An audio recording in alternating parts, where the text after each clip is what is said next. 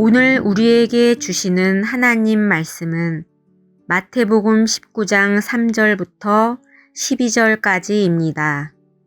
바리새인들이 예수께 나와 그를 시험하여 이르되 사람이 어떤 이유가 있으면 그 아내를 버리는 것이 옳으니이까?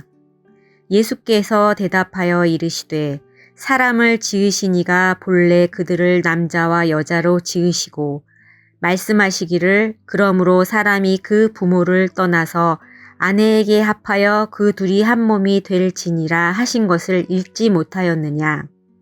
그런즉 이제 둘이 아니요 한 몸이니 그러므로 하나님이 짝지어 주신 것을 사람이 나누지 못할지니라 하시니 여짜오되 그러면 어찌하여 모세는 이혼 증서를 주어서 버리라 명하였나이까. 예수께서 이르시되 모세가 너희 마음의 완악함 때문에 아내 버림을 허락하였거니와 본래는 그렇지 아니하니라. 내가 너희에게 말하노니 누구든지 음행한 이유 외에 아내를 버리고 다른 데 장가 드는 자는 간음함이니라. 제자들이 이르되 만일 사람이 아내에게 이같이 할진대 장가 들지 않는 것이 좋겠나이다. 예수께서 이르시되 사람마다 이 말을 받지 못하고 오직 타고난 자라야 할지니라. 어머니의 태로부터 된 고자도 있고 사람이 만든 고자도 있고 천국을 위하여 스스로 된 고자도 있도다. 이 말을 받을 만한 자는 받을지어다. 아멘.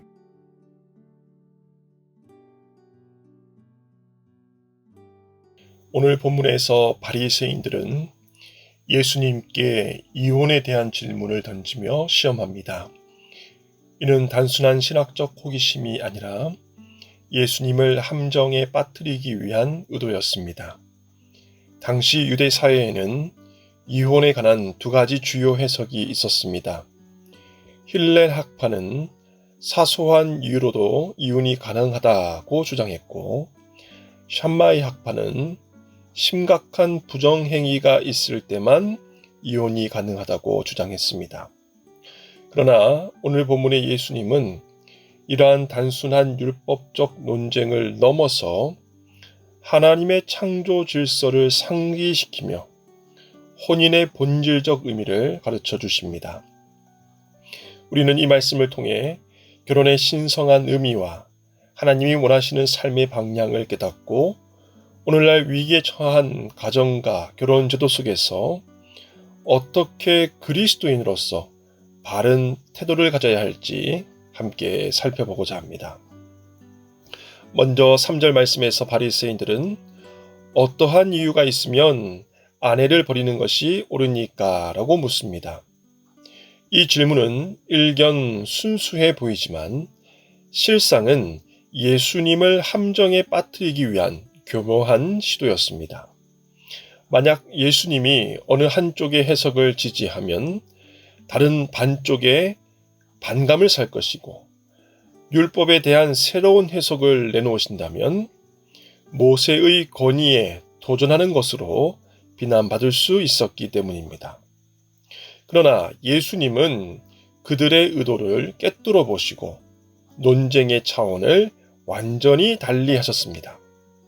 예수님은 태초에 사람을 지으신 이가 남자와 여자를 만드시고 말씀하시되 이러므로 사람이 그 부모를 떠나서 아내와 합하여 그 둘이 한 몸이 될지니라 하신 것을 읽지 못하였느냐라고 창세기 1장 27절과 2장 24절의 말씀을 인용하십니다. 이를 통해 예수님은 결혼이 단순한 인간의 계약이나 사회적 간섭이 아니라 하나님께서 직접 제정하신 신성한 연합임을 강조하십니다. 한 몸이 될지니라는 말씀은 결혼이 단순한 동거 계약이 아니라 영적, 정서적, 육체적으로 완전한 연합을 의미합니다. 이는 마치 그리스도와 교회의 관계처럼 신비롭고 깊은 연합입니다. 더 나아가 예수님은 그런즉 이제 둘이 아니요 한 몸이니 그러므로 하나님이 짝지어 주신 것을 사람이 나누지 못할지니라고 선언하십니다. 이는 결혼이 인간의 의지나 판단으로 쉽게 해체될 수 없는 하나님의 영역임을 분명히 하신 것입니다.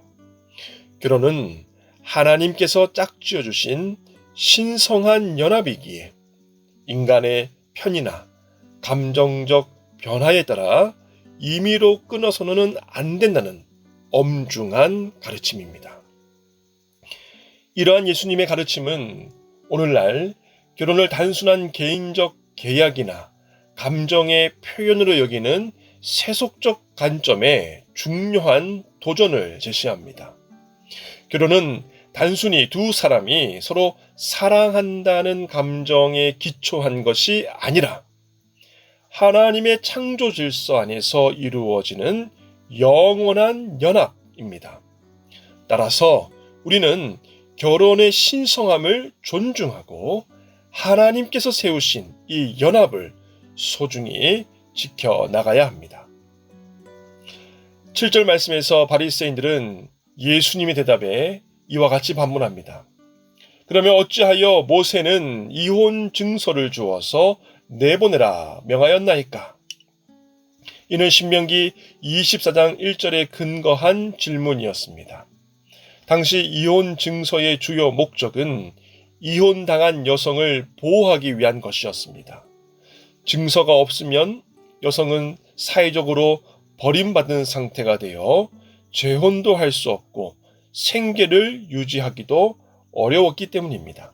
따라서 이혼 증서는 인간의 제약된 현실 속에서 약자인 여성을 보호하기 위한 최소한의 안전장치였던 것입니다. 그러나 바리새인들은 이 기능과 그 취지를 왜곡하였습니다. 모세가 이혼 증서를 허락한 것을 통해 이혼의 정당성을 주장하려는 것이었습니다. 예수님은 바리새인들의 이런 어그러진 해석에 대해 깊은 통찰력을 8절에서 보여주십니다. 모세가 너희 마음의 완악함 때문에 아내 내어버림을 허락하였거니와 본래는 그렇지 아니하니라. 이혼 증서는 하나님의 본래 의도가 아니라 인간의 재성과 완악함으로 인해 허용된 일종의 타협적 제도였음을 밝히신 것입니다. 예수님은 이어서 누구든지 음행한 이유 외에 아내를 내어버리고 다른 데 장가드는 자는 간음함이니라고 선언하십니다. 이는 당시 관대한 이혼 관행에 대한 강력한 교정이었습니다. 예수님은 간음이라는 심각한 결혼 서약 위반 외에는 이혼에 정당한 이유가 없음을 분명히 하셨습니다. 이 말씀은 오늘날에도 깊은 의미를 가집니다. 현대사회에서 이혼율이 급증하고 있으며 많은 경우 성격 차이나 감정의 변화 같은 이유로 쉽게 결혼을 포기합니다. 그러나 예수님의 가르침에 따르면 결혼은 감정이나 편의에 따라 쉽게 해체될 수 있는 것이 아니라 평생 지켜야 할 신성한 언약입니다. 물론 이것이 학대나 폭력과 같은 파괴적인 상황에서 무조건 결혼을 유지해야 한다는 의미는 아닙니다. 교회는 피해자를 보호하고 안전을 확보하는 것을 우선해야 합니다. 그러나 동시에 우리는 결혼의 신성함을 깊이 인식하고 쉽게 포기하지 않도록 노력해야 합니다. 결혼 생활에서 어려움을 겪을 때 하나님의 도우심을 구하며 서로 용서하고 화해하려는 노력이 필요합니다. 기자들은 이와 같은 예수님의 엄격한 결혼관을 듣고 놀라움을 금치 못합니다. 10절 말씀입니다. 만일 사람이 아내에게 이같이 할진대 장가들지 않는 것이 좋겠나이다. 그들은 결혼이 그토록 엄중하고 해체할 수 없는 것이라면 아예 결혼하지 않는 것이 더 나을 것이라고 생각했습니다. 이에 대해 예수님은 11절에서 중요한 가르침을 주십니다. 사람마다 이 말을 받지 못하고 오직 타고난 자라야 할지니라. 모든 사람이 독신의 삶을 살 수 있는 것은 아니며 이는 특별한 은사가 필요하다는 것입니다. 이와 관련하여 예수님은 세 가지 유형의 고자에 대해 말씀하십니다. 어머니의 태로부터 된 고자도 있고, 사람이 만든 고자도 있고, 천국을 위하여 스스로 고자가 된 자도 있도다. 여기서 고자는 결혼하지 않은 이들을 의미합니다. 다시 말해, 첫째는 선천적으로 결혼할 수 없는 이들, 둘째는 사회적 이유, 당시 종의 경우로 결혼하지 않는 이들, 셋째는 하나님의 나라를 위해 자발적으로 독신을 선택한 이들을 가리킵니다. 예수님은 받을 수 있는 자는 받을지어다 라고 말씀하시며 이것이 모든 이에게 해당되는 명령이 아니라 특별한 부르심임을 강조하십니다. 이 말씀은 결혼만이 유일한 삶의 방식이 아님을 보여줍니다. 하나님께서는 어떤 이들에게는 결혼을, 어떤 이들에게는 독신의 삶을 통해 하나님의 나라를 공통적으로 섬기도록 부르셨기 때문입니다. 바울 사도도 고린도전서 7장에서 독신의 가치에 대해 말하며 결혼한 사람은 배우자를 기쁘게 하는 일에 마음을 쓰지만 독신자는 주의 일에 마음을 쓸 수 있다고 가르칩니다. 중요한 것은 결혼이든 독신이든 그것이 하나님의 뜻에 따라 살아가는 방편이 되어야 한다는 점입니다. 우리 각자에게 주신 소명을 따라 신실하게 살아가는 것이 핵심입니다. 결혼한 이들은 그 연합을 통해 하나님의 사랑과 신실함을 드러내야 하며 독신자들은 그 자유로움을 통해 온전히 하나님의 나라만을 위해 헌신할 수 있어야 합니다. 오늘날 교회는 종종 결혼을 지나치게 강조하여 독신자들이 소외감을 느끼게 하는 경우가 있습니다. 그러나 예수님과 바울 모두 독신으로 사셨음을 기억할 때 우리는 독신의 가치와 소명도 동등하게 존중해야 합니다. 반대로 하나님 제정하신 결혼의 사명을 관가하거나 소홀히 여기는 경우도 있습니다.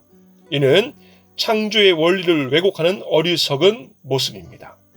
말하기는 하나님께서는 각 사람에게 제각기 부어주신 은사와 부르심이 있다는 것을 기억하며 그 각양의 모습들을 통해 오직 하나님 나라만을 위하여 헌신하며 수고하는 우리 모든 서문의 가족 되기를 주님 이름으로 축복합니다.